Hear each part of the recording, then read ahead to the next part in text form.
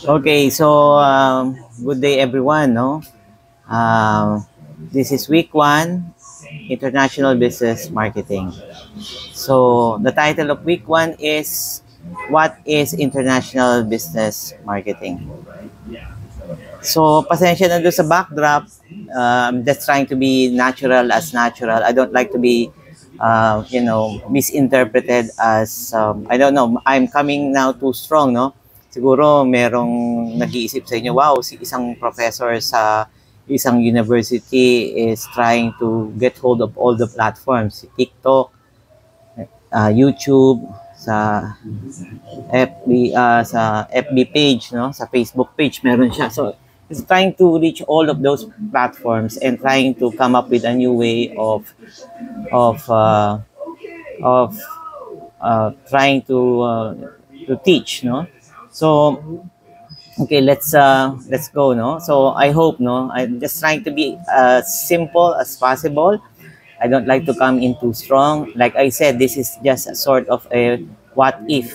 I'm not afraid to do something new, try something new, and this is it. I'm using all the platforms that I have. Kasi sabi ko nga, pagka video, lecture lang doon para panonoorin na lang ng mga estudyante. Hindi yung 4 times kong sasabihin, 4 times kong ile-lecture at nakakapagod at minsan late pa akong dumarating. So I'm trying really to innovate, no, to improve my team. Let's try this first, no. Okay, so this is my YouTube channel and welcome my students to FCC Ludus Literarius. Now let's go, no, to week 1. Okay, pasensya na kayo, we're improving, no. Katapos yung backdrop. But anyway, sabi ko nga sa inyo, I'm not trying to be strong, no. I want to be as simple as me, trying to reach out to my students. You understand? Okay, so let's go with the title, no. So week 1 is in our syllabus is what is international business marketing? Okay, do you know that in your the things you wear, the cell phone that you use, and probably the coffee you drink, siyempre alam niyo na yon, Starbucks, is influenced by marketing. Okay, but exactly where marketing? International marketing. So again, my name is Dr. Kamit. I'm a university professor. I'm also an entrepreneur, investor, influencer, and banker. Today, we begin our simple journey. Kaya nga, ang ganda ng backdrop natin, simple. And my clothes are simple. Journey into international business marketing. Okay. So, let's go on. Oh? Okay. So, what is international business marketing? You might ask, no? Simply put, it's the strategy of selling products and services across national borders. But it's more than just selling. It's understanding the culture, economies, politics, and technologies that shape how companies succeed worldwide. So, makikita nyo, ask yourself, why does Starbucks replace Kapeng Barako, our local brand, di ba? Ito yung tiga Batangas, bakit iba? Parang especially the millennials, Gen Z, parang even the oldies, no, yung mga baby boomers, they like Starbucks, no? Napalitan yung Kapeng Barako. And why does Jollibee succeeded in terms of the competition with McDonald's? And a lot, no? There are a lot of companies here. And why is it that we go now online shopping like Lazada and Shopee? Diba? Yan ang counterpart yan is Amazon. Bakit hindi successful ang Amazon dito? Why is it that Shopee, Lazada is very successful and Zalora, I think, no, is successful in the Philippines, but not Amazon? Bakit kaya? Okay, we will find out, no? It could be answered, sabi ko nga sa inyo, because of the culture, because of economies, politics, and technologies, and probably also the distance, no, for where the goods is being purchased. So that's why it has a bearing on the success of the product here. Okay. Now, how is this different from domestic marketing? Okay. So, define muna natin uli, no? International business marketing is a strategy of selling products and services across national borders. So, yun nga, from around the globe, okay, multinational companies is selling here, and also us, no? We exported Jollibee. That is our pinagmamalaking brand, no? Global brand. Now, what is domestic marketing muna? No, in domestic marketing, the focus is local. You only think of your country. But in international marketing, you must consider currency differences, cultural preferences, government policies, and even language. So marami pa din dyan, cost of production, transportation costs. So in short, ang local, when you say locally, it's so easy because you know the environment, okay, the cost of goods are quite low because of transportation, and everything here is purchased, no? Lahat ng binebenta mo dito, lahat ng gawa dito, madaling ibenta kasi nga dito lang. And you know who is going to buy it?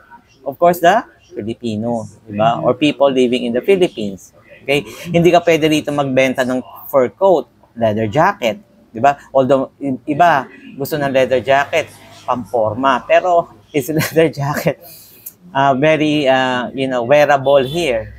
Okay? And even our architecture, the condominiums, no? Before, ang condominium is stylized in America, in Europe, where there is only small windows because of what? Of the weather, no? Now, condominiums now are selling the design, aesthetic design based on the weather. So, these are the things, no? Dynamics that really shape us, no?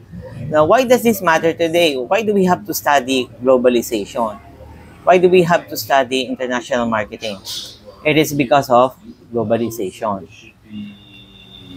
Globalization has changed everything. Even small business can now sell globally using e-commerce platforms. So this is another concept, okay? Globalization. Ito, what's the opposite, Dr. Kamit, of globalization? Localization. Meaning you sell only here, no, domestically. But globalization, it encompasses boundaries, no? Because of what? E-commerce, or because of the platform, or because of the driver of the internet. Okay? Just think about Shopee and Lazada. Even small Filipino brand selling on Amazon. Well, anyway, Shopee daw and Lazada is not really Filipino. They are Singaporean companies. Okay? So, it fits to Asian taste, the way they market things, no? Siyempre, andyan yung mga promo, yung mga 11-11-11, and usually it's done in our language. While in Amazon or Alibaba, it's more on B2B selling, and Amazon is more on the Western American appeal. Okay, so let's take an example of a product. No, let's say Starbucks in the United States. Ang sikat sa kanila doon, if you go there, ang pinakasikat doon na drink is pumpkin spice latte. Okay, in Japan, if you go to Starbucks, hindi nila alam yung pumpkin spice latte. Ito, may mga picture akong ipakikita. Yun. In Japan, it's Sakura Cherry Blossom drink. So, ito yung latte nila, but it's more on, blossom, no, cherry blossom. So, that's cultural adaptation. And also, we know that, no, Jollibee menu is more on Filipino palate. No? Medyo maalat-alat. But McDonald's menu is more on bland, no? Kasi yun yung ng mga Americans, no? But that's how they do it, no? Pero ngayon, parang nag-a-adjust na yata ang McDonald's. Tapos now, look at BTS. It is a popular South Korean boy band or musician or dancer, no? Yung mga Gen Z, alam na alam to. Yung mga, kayo, alam na alam yung BTS. Pero like me, nakikita ko lang yan. Just using it as a material for you to understand. Pero isipin mo nga, nagtataka rin ako, bakit may mga students ako, they like to know the language of Korean, they like to know how to write Koreans. And I have office mates who really patronize this group. Whenever there's a big concert in Korea, they really fly over there. At pag nandito din sila, they are buying expensive tickets. Imagine mo 25,000, 30,000 just to be on the ring side and see their idols. Imagine the power of these guys, no? So this BTS really influences the fashion, food, and lifestyle globally, especially of the Filipinos. This is what we call international global marketing. In this course, we just doesn't memorize definition. By using Bloom's taxonomy, we'll move from remembering, that's the first phase, analyzing, evaluating, and ultimately creating our own strategy, i.e., therefore, globalization in international marketing. Okay. In this course, okay, now I have 3 questions. I want you to answer this in the FB group, no? So the first question is, define international business marketing in your own words. Second question, give one global brand you admire and explain if ever it will be marketed abroad, why will it succeed? Again, give one global brand, not a product, not the physical product itself, but a global brand, a strong brand that you patronizes in the Philippines, that it will do well abroad. It could be a service, it could be an idea, it could be a product. Okay? So suggest one Filipino product that can succeed abroad. Okay? So suggest one Filipino product. Again, a product in our language, it could be our meaning, it could be a physical product, it could be a service, or it could be an idea that could succeed abroad. Now, submit your answers in our FB group page. Remember, you're not just students here. You are future global leaders, entrepreneur, investor, or could be an influencer. Meron nga ako nakikita mga students ko right now who is vlogging, no?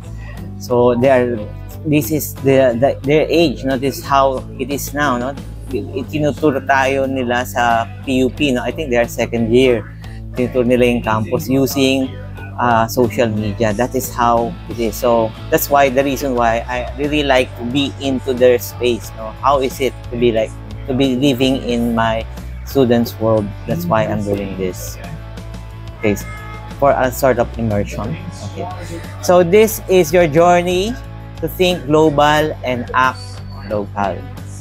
If you find this helpful, don't forget to like, share, and subscribe for more Ludus Literarius learning content. I'm Dr. Kamit. I'll see you in our next session. Peace. Bye.